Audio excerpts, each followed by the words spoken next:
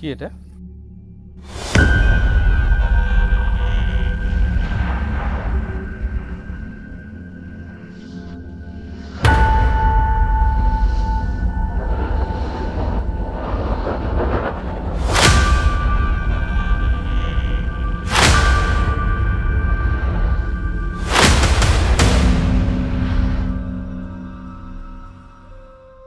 মুর্শিদাবাদ এই নাম উচ্চারণ করলেই আমাদের চোখের সামনে ভেসে ওঠে নবাবদের রাজধানী, হাজারদুয়ারির বিশাল প্রাসাদ, সিরাজউদ্দৌলার বেদনাময় পরিণতি কিংবা পলাশির যুদ্ধের ইতিহাস। কিন্তু কখনো কি ভেবে দেখেছেন মুর্শিদাবাদের ইতিহাস কি শুধুই নবাবদের ইতিহাস? না, এই জনপদের ইতিহাস তার চেয়েও অনেক বেশি প্রাচীন, অনেক বেশি বিস্ময়কর। 18 শতকে নবাব মুর্শিদ কুলি খানের হাত ধরে যে মুর্শিদাবাদ বাংলার রাজধানী হিসেবে খ্যাতি অর্জন করেছিল, তার বহু শতাব্দী আগেও এই ভূখণ্ড ছিল মানুষের বসতি, বাণিজ্য, সংস্কৃতি এবং সভ্যতার এক গুরুত্বপূর্ণ কেন্দ্র। ভাগীরথীর বুকে বয়ে যাওয়া জলের মতোই সময়ের স্রোত বহমান থেকেছে এখানে। সেই স্রোতের সঙ্গে জড়িয়ে আছে অসংখ্য মানুষের জীবন, অসংখ্য রাজ্যের উত্থান পতন আর অসংখ্য অজানা ইতিহাস। আজকের মুর্শিদাবাদের গ্রামগঞ্জ, নদীতীর বিস্তীর্ণ মাঠ কিংবা মাটির ঢিবিগুলোর দিকে তাকালে হয়তো সাধারণের চোখে কিছুই দেখা যায় না, কিন্তু ইতিহাসের চোখে দেখলে এই মাটির প্রতিটি স্তর যেন এক একটি অমূল্য দলিল।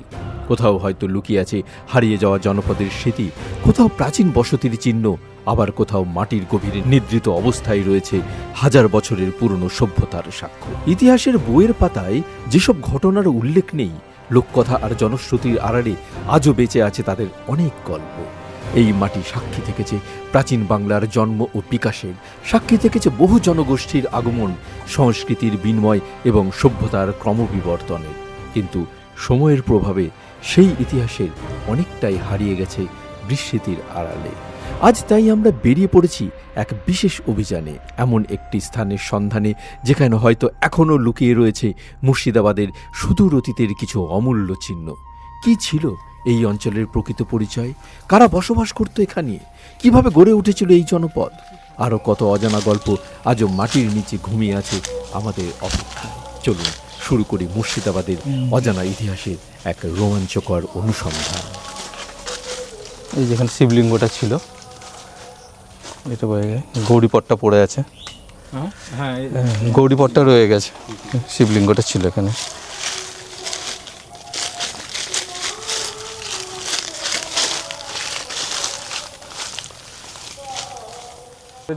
জিয়াগঞ্জ থানা আর বাহাদুরপুর অঞ্চলের বেলেপুকুর নামক একটি গ্রাম। এটা গ্রামটার নাম বেলেপুকুর, জিয়াগঞ্জ থানা পড়ছে। হ্যাঁ, জিয়াগঞ্জ থানা পড়ছে। মুর্শিদাবাদের আনাচে কানাচে ছড়িয়ে রয়েছে প্রাচীন সব নানা ধরনের প্রত্ন নিদর্শন। তার মধ্যে একটি খোঁজ পেলাম, সেটা হচ্ছে এই মন্দিরটা। এই মন্দির কে করেছিল, কবে করেছিল, কতদিন আগে, তার কি ছিল সেই সময় প্রাচীন রূপ, কোনো কিছুই হদিশ পাওয়া যায় না। কিন্তু একটা কিছু ছিল, এবং ভিতরে দেখলাম একটি শিব মন্দির ছিল, তার গৌরীপটটা কিন্তু রয়েছে, শিবলিঙ্গটা নেই। কিন্তু মন্দিরের যে স্ট্রাকচার বা যে ইট আমরা দেখতে পাচ্ছি, সেটা কিন্তু প্রায় 300 থেকে 400 বছর, সেই পাতলা বাংলা ইটের সমসাময়িক। হতে পারে নবাব মুর্শিদ কুলি খাঁ বা তারও প্রাচীন কোনো নিদর্শন এটা। তার থেকেও বড় কথা, এখানে যে এলাকাটা দিয়ে এলাম, এক বিস্তীর্ণ এলাকা, যে জমি চাষ হয়েছে, প্রত্যেকটা জমির মধ্যে ছোট ছোট ছোট ছোট ইটের টুকরো আমরা কিন্তু দেখতে পেলাম। এই রকমের অনেক কিছু অজানা রহস্য আছে আমাদের এই মুর্শিদাবাদে। এই এলাকাটা আমির ওমরাহরা নিশ্চয়ই থাকতেন এখানে, বা তারও আগে যদি মুর্শিদাবাদের মানে মকসুদাবাদ যখন ছিল, তখনও কোনো প্রাচীন কোনো জনপদ এখানে থাকতে পারে। এই জন্যই মুর্শিদ কুলি খান আসার পর থেকে কিন্তু এখানে মন্দির তৈরি করার পারমিশন পাওয়া বা পাকা বাড়ি করার পারমিশন পাওয়া, এগুলো কিন্তু খুব টাফ হয়ে যায়। পাকা বাড়ি করার সনদ পেয়েছে বা মন্দির করার সনদ পেয়েছে, এটা তার পরে হওয়া একটু টাফ ব্যাপার ছিল, সম্ভবত তার আগেও হতে পারে। কারণ এখানে যে বসতিটা এখন দেখছি, সেই বসতি কিন্তু খুব বেশি দিনের নয়। এই বসতিটা অনেক পরে হয়েছে, খুব বেশি হলে 30-40 বছর হবে। হ্যাঁ, তাছাড়া এখানে কোনো বাড়ি ঘর ছিল না। তার আগে এই এলাকাটা পরিত্যক্ত ছিল, এবং তারও আগে 200-300 বা 400 বছর আগে হয়তো একটা কোনো প্রাচীন জনপদ ছিল, যার নমুনা এখন এই মন্দিরটা রয়েছে। দাদুর কাছে শুনেছিলাম, প্রথম যখন এদিকে জনপদটা শুরু হয়, তখন চাষ করতে গিয়ে অনেক মানুষ কিন্তু রূপোর কয়েন, সোনার কয়েন এগুলো পেয়েছে এই এলাকায়। এখনও যে পায় না এরকম নয়, কিন্তু এখন হয়তো কেউ পেয়ে গেলে সেটা চুপ করে যায়। তো তো আমি অনেক চেষ্টা করেছিলাম যে মিনিমাম একটা কয়েন দেখেও যে সেটা কোন সময়ের কয়েন, সেটা ব্রিটিশ পিরিয়ডের নাকি তার আগের কয়েন, সেটা একবার দেখার, কিন্তু এখনও সেই সৌভাগ্য আমার হয়নি।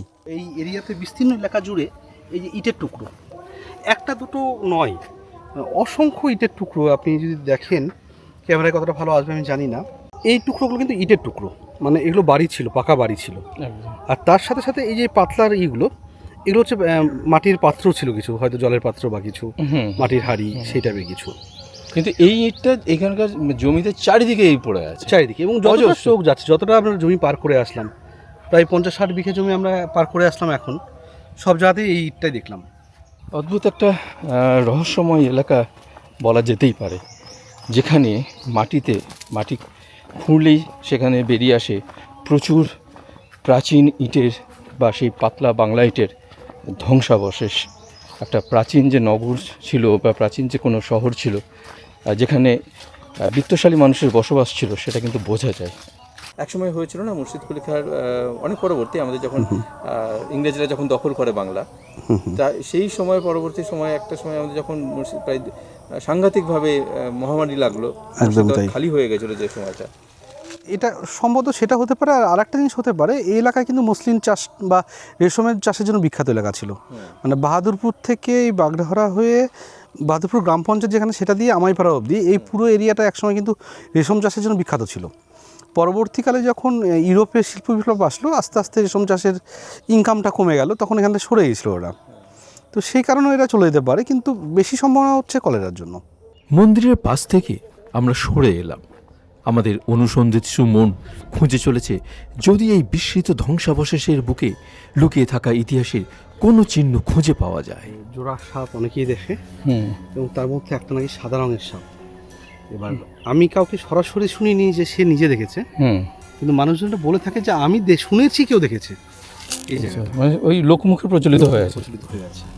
তবে এখানেও একটা শিব মন্দির ছিল, আমি নিজে প্রাচীন পরিত্যক্ত ধ্বংসাবশেষ এলাকা তো, সেই কারণে বিভিন্ন ধরনের মানে প্রচলন হয়ে গেছে, সংস্কার কুসংস্কার বা গল্প মানুষের মধ্যে ছড়িয়ে গেছে, হতে পারে। সেই ঠাকুরের বেদিটা আমি নিজে দেখেছি, শিবলিঙ্গটা ছিল না, কিন্তু শিবলিঙ্গের যে ইটা, এখন তো পুরো এলাকাটা পুরো ঝোপে ভর্তি। বোঝা যাচ্ছে এই অংশটা একটু উঁচু অংশ ছিল, বেদির মতো কিছু ছিল, সেটা বোঝা যাচ্ছে। বন্ধুরা, এবার ফিরে যাওয়ার পালা। আজ আমরা দেখে গেলাম ইতিহাসের আড়ালে লুকিয়ে থাকা এক রহস্যময় স্থান। হয়তো আজও এর অনেক প্রশ্নের উত্তর অজানা, অনেক রহস্য রয়ে গেছে সময়ের পর্দার আড়ালে। তবে আমাদের অনুসন্ধান এখানেই শেষ নয়। ভবিষ্যতে যদি এই রহস্যের কোনো কিনারা করতে পারি, বা যদি নতুন কোনো তথ্য বা প্রমাণের সন্ধান পাই, তাহলে অবশ্যই সবার আগে আপনাদের সঙ্গে তা ভাগ করে নেব। আর আপনাদের মধ্যে যদি এই স্থান সম্পর্কে কেউ কোনো তথ্য, জনশ্রুতি বা পুরনো দলিল ইতিহাস জানেন, তাহলে অবশ্যই কমেন্ট করে লিখে জানান।